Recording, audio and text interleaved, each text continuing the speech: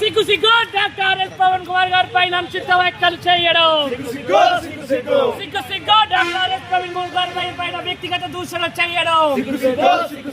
ఖబర్దార్ రేవంత్ రెడ్డి, ఖబర్దార్ రేవంత్ రెడ్డి, ఖబర్దార్ అజ్ఞాని రెడ్డి.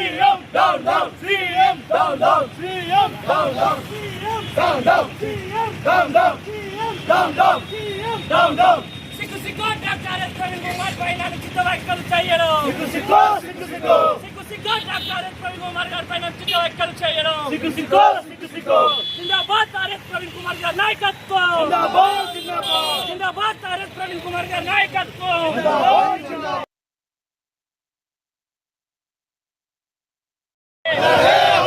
సిగ్గు సిగ్గు దళిత నాయకులను టార్గెట్ చేసి మాట్లాడుకోవడం. సిగ్గు సిగ్గు దళిత నాయకులను టార్గెట్ చేసుకొని మాట్లాడారు. వాడెవ్వడు వీడెవ్వడు, వాడెవ్వడు వీడెవ్వడు, వాడెవ్వడు వీడెవ్వడు, వాడెవ్వడు వీడెవ్వడు. రద్దు చేయాలి జీవో నెంబర్ 17 వెంటనే. రద్దు చేయాలి జీవో నెంబర్ 17 వెంటనే. క్షమాపణ చెప్పాలి డాక్టర్ ఎస్ ప్రవీణ్ కుమార్ గారి వెంటనే. క్షమాపణ చెప్పాలి డాక్టర్ ఎస్ ప్రవీణ్ కుమార్ గారి వెంటనే. ఖబర్దార్ పునగచ్చి Revanth Reddy.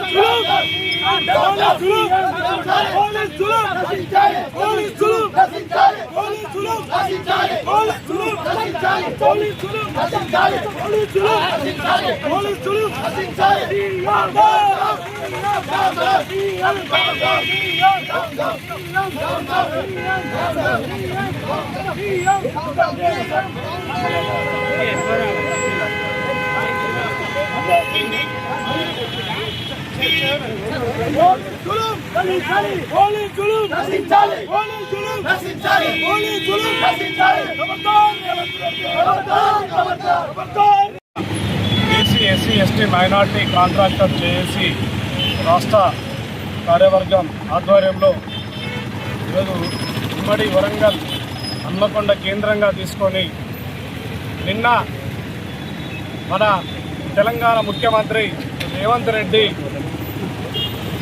Doctor RS Praveen Kumar volunteer retired తీసుకొని ఒక మంచి ఉన్నతమైన పొజిషన్లో ఉండి చాలామంది ఐఏఎస్ ఐపీఎస్లకు రోల్ మోడల్గా ఉన్నటువంటి ఆర్ఎస్ ప్రవీణ్ కుమార్ గారిని కనీసం ఈయన సీఎం అన్న విషయాన్ని కూడా మర్చిపోయి మామూలుగా ఒక రోడ్డు మీద వెళ్ళే ఒక అజ్ఞానిలాగా ఒక చదువుకోని మూర్ఖునిలాగా ఆయన వ్యక్తిగత బాడీ షేవింగ్ విషయాల్లో ఆయనను దూషించడం చాలా సిగ్గుసేటుగా నిరసన తెలియజేస్తూ మేము ఈరోజు ఇక్కడ మేము వార్తా పరంగా మీకు తెలియజేస్తున్నాం.